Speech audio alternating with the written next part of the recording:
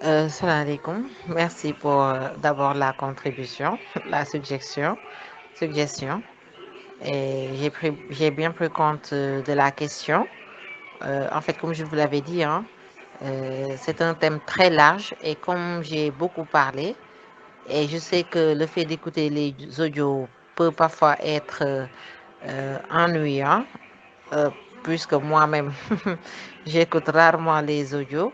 C'est pourquoi je voulais faciliter la chose. Mais vous savez, prendre philosophie et société pour en parler, ça peut nous prendre en tout cas beaucoup de temps. Et là, dans votre question, je vois un autre aspect qui vient, philosophie et religion, qui fait même partie de notre programme qu'on enseigne aux élèves. Un cours qui pratiquement peut durer 4 heures, vous voyez. Maintenant, par rapport à votre première remarque, où vous avez eu à souligner que, en fait, pour le problème lié à la mauvaise perception de la philosophie par la société, du moment où la société a ses normes, en fait, c'est normal également que le philosophe remette en cause ces normes parce que rien ne nous dit que les normes dictées par la société sont bonnes. Rien ne nous dit que ces normes-là sont parfaites. Alors, quand le philosophe interroge ces normes, ce n'est pas pour donner d'autres qui soient mauvaises. Non. Le philosophe peut bel et bien interpréter les normes de la société et donner des normes meilleures. Vous voyez, donc c'est juste que le philosophe, il refuse de se comporter comme un aveugle qui suit la masse sans pour autant avoir son mot à dire. C'est juste dans cette mesure qu'il faudrait également le comprendre. Ce n'est pas une mauvaise chose que le philosophe interroge les normes de la société. Ce n'est pas une mauvaise chose que le philosophe soit un anticonformiste, puisque cet anticonformisme-là peut être propice au changement. Parlant de philosophie et religion, je pense que dans votre interpellation, vous avez eu à montrer les points de convergence en soulignant le fait que beaucoup de savants musulmans étaient également des philosophes. Juste vous dire que s'il y a divergence, c'est lié au fait que la religion est essentiellement dogmatique et la philosophie essentiellement critique. Autrement dit, dans la religion, c'est rapportant même les propos du Coran, Samirna wa Atorna. J'ai écouté, j'ai entendu et je suis. Or, quand il s'agit de la philosophie, ce n'est pas Samirna wa Atorna, c'est bien plutôt j'ai entendu, je réfléchis et je tranche. Vous voyez, donc c'est juste une divergence liée à la façon de concevoir le réel et le fait que le philosophe ne se laisse point guider par une quelconque règle sans pour autant qu'il les soumise au crible de la raison. Ça, c'est ce que l'on dit de manière générale pour montrer les divergences, mais il y a bel et bien des convergences, puisque philosophie et religion sont toutes deux des pensées qui permettent de mieux comprendre le monde. Il y a beaucoup de philosophes qui étaient des croyants. Alors, je pense que de ce point de vue-là, il est hors de question de dire que la philosophie est une discipline de l'athéisme, non. Mais même des principes de la philosophie se trouvent dans la religion. Dans la religion aussi, Dieu ne nous demande pas de le suivre aveuglément. Dieu ne nous demande pas de tout prendre parce qu'on nous a dit. Non. Dans la religion, Dieu s'adresse aux êtres doués de raison. Afala takhilun, afala tadabbaroun, afala tadhakkaroun. Est-ce que vous voyez ces genres d'expressions-là? Ne réfléchissent-ils pas? Ne méditent-ils pas? Ne voient-ils pas comment les cieux et la terre sont créés? Le Coran qui est descendu là, c'est pas les animaux qui l'appliquent, mais nous en tant qu'êtres raisonnables. Du coup, c'est pas que la philosophie est totalement en porte-à-faux avec la religion. Non, il y a des moments où, au contraire, philosophie et religion ont des points communs. Ok? Et c'est ainsi que, quand tu disais, j'ai dit abolir le savoir pour faire place à la croyance. Le philosophe, il sait que il ne peut pas, il peut douter, mais quand il s'agit de la religion, il y a des choses sur lesquelles on ne doute pas. Ok? Donc, c'est tout ce que je peux dire pour ne pas être trop longue. Et merci également pour votre interpellation. Mashallah. Wa alaykoum salam wa rahmatullah. Bon, par rapport à votre question, je pense que la question précédente l'a un peu frôlé et dans ma tentative de réponse aussi, il y a quelques éléments pour, qui pourraient vous permettre de mieux comprendre. N'empêche, je vais essayer d'éclairer juste quelques petits points. Alors, si Alors, par rapport à la compatibilité entre les deux, je ne dirais pas qu'elles sont totalement incompatibles, même s'il est vrai qu'effectivement, en philosophie, on se pose toujours le pourquoi du pourquoi. Mais sachez qu'en philosophie également, on a des courants, on a des penseurs qui n'ont pas les mêmes perceptions du monde. On a des philosophes qui sont athées, des philosophes croyants. Donc vous voyez que ces différents philosophes ne vont pas s'aventurer dans le questionnement métaphysique, parce que Dieu aussi est un élément métaphysique, c'est-à-dire les choses qui se trouvent en dehors du monde sensible, donc les choses abstraites qu'on ne peut ni toucher ni voir. Par rapport à ça, retenez que c'est uniquement là-bas que les philosophes, en fait, je voulais dire, c'est uniquement c'est le questionnement métaphysique qui pose le problème de l'existence de Dieu. Et comme tout sujet philosophique, il y a des désaccords. Il y en a qui vont vous dire que Dieu existe, il y en a d'autres qui vous diront que Dieu n'existe pas. Alors, est-ce une raison pour venir dire catégoriquement que oui, la philosophie est incompatible avec la religion? Non, il y a des philosophes qui ont bel et bien démontré l'existence de Dieu et qui aussi, toujours dans leur questionnement, se sont fixés des limites. Et j'avais eu à parler de Kant qui dit j'ai dû abolir le savoir pour faire place à la croyance. Je parle également de Pascal. Qu'est-ce que Pascal dit? Dieu est sensible au cœur, non à la raison.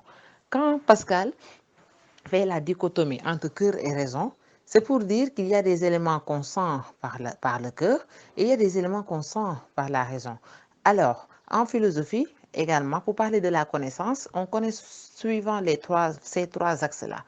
Soit on connaît par les sens, soit on connaît par le cœur, la foi, soit on connaît par la raison. Donc, ce n'est pas uniquement la raison qui va guider le philosophe. Il y aura un moment où le philosophe va se fier par rapport à la religion, bien sûr, à ce que son cœur lui dicte. Raison pour laquelle Pascal dira, le cœur a ses raisons que la raison même ignore. Et du coup, ce genre de propos montre tout simplement que par rapport au questionnement sur Dieu, sur la vie après la mort, sur l'immortalité de l'âme, on a beau se questionner d'un point de vue rationnel, mais ce n'est pas la raison qui nous fournira les preuves de ces croyances-là. Même si on a d'autres philosophes athées, les Nietzsche, les Sartre, les Spinoza, les Freud, qui vont incontestablement dire que Dieu n'existe pas, mais ça les engage, et les Marx. Si je dois rapporter tout ça dans la vie réelle, je dirais tout simplement que la philosophie, c'est pas la cause de notre mécréance. Non. En fait, moi, je me dis que la chose fonctionne de la manière suivante. Tout ce que la philosophie trouvera en toi, elle ne fera que l'augmenter. En d'autres termes, si tu es croyant, tu trouveras refuge auprès de la philosophie pour davantage justifier ta croyance. Donc la philosophie ne peut que raffermir davantage ta croyance. En tout cas, moi personnellement, franchement, je m'agrippe très bien à ma foi grâce à la philosophie, puisque je vois beaucoup de choses à travers la philosophie qui ne sont point en contradiction avec ce que me dit dicte ma religion. Maintenant, si la philosophie trouve en toi une certaine mécréance, mais elle ne fera qu'augmenter cette mécréance-là. La philosophie trouve en toi de l'humilité, tu ne pourras que être davantage humble. La philosophie trouve en toi de l'arrogance, tu ne pourras qu'être davantage orgueilleux, arrogant. Donc, ce n'est pas une question de détournement d'esprit ou autre.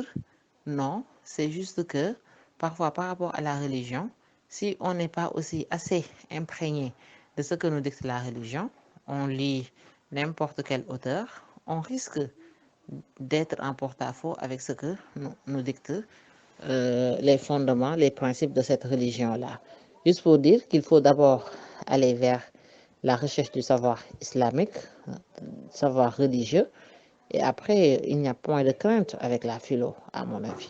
Disons, il faut que le philosophe soit roi, ou bien que le roi soit entouré de philosophes, pour reprendre Platon. Alors, bon, ça, c'est une conception, puisque, en fait, Platon militait pour une cité idéale. N'oubliez pas qu'il a écrit un ouvrage intitulé La République, avec beaucoup de parties. Bon, c'était dans un contexte aussi bien précis, c'est-à-dire la Grèce antique, Athènes, où franchement on voyait une dégradation des mœurs, une cité mal gérée et tout. Pour ta question, si les philosophes prenaient diriger ce pays, est-ce que ça aurait été mieux? Bon, je dirais que ma réponse ne pourra être que subjective. Bien évidemment, je dirais oui, tout simplement. Bon, je précise que c'est une réponse qui sera subjective, puisque d'autres me diront non du tout, puisque en fait, avec vous, c'est toujours le questionnement, cette rigueur-là, on ne peut pas en fait l'appliquer et autres. Mais je pense que le philosophe, il a au moins le sens de l'écoute, il a au moins la possibilité d'adopter un recul critique. Et je vous dis, toujours pour montrer l'importance d'avoir des philosophes dans le pays, avec cette pandémie, il y a en tout cas plus d'une centaine de textes écrits par des philosophes pour parler de la mauvaise gestion de la pandémie par l'État, pour parler de la COVID d'un point de vue psychologique, comment ça peut nous atteindre et tout. Donc, en fait, le philosophe a sa place dans tout ce qui intéresse l'homme, dans toute activité humaine. Alors, il est bien évidemment clair que c'est pas juste que le philosophe dirige l'État, mais en tout cas, il doit être présent. À défaut d'être président, je pense, les présidents sont entourés de philosophes. Moi, je connais beaucoup de philosophes qui ont été des conseillers du président. Donc, dans les cabinets, il y a les philosophes, l'administration et tout, quoi. Bon, parler de l'État, c'est pas juste être un président, mais c'est d'abord et avant tout avoir une place dans l'administration, ok, être dans les instances de décision, mais pas forcément quoi être le président de la République. Je ne sais pas si j'ai répondu à votre question. Excusez mon impertinence dans ce cas. Merci. Je dirais par rapport à ce que les philosophes peuvent apporter dans le monde musulman, à mon avis, il faudrait qu'ils soient d'abord fidèles aux textes religieux.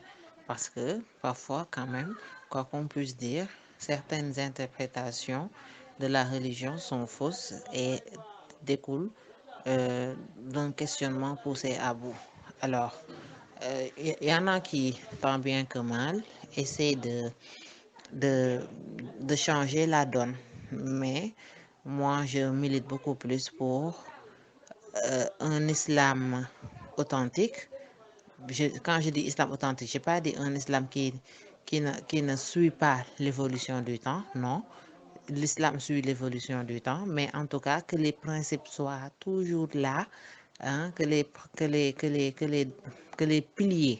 que les piliers ne soient pas remis en question et tout quoi. Bon, je ne me suis pas trop spécialisée sur la philosophie des religions à la fac. Du coup, je ne connais pas trop les philosophes musulmans, mais je sais tout simplement qu'ils ont eu un rôle déterminant pour faire accepter cette discipline dans la conscience de nous autres musulmans.